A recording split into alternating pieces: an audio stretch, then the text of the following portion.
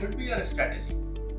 Well, when it comes to quantitative aptitude, the topics that you must prepare first are speed distance time, ratio proportion, mixture allocation, and percentages.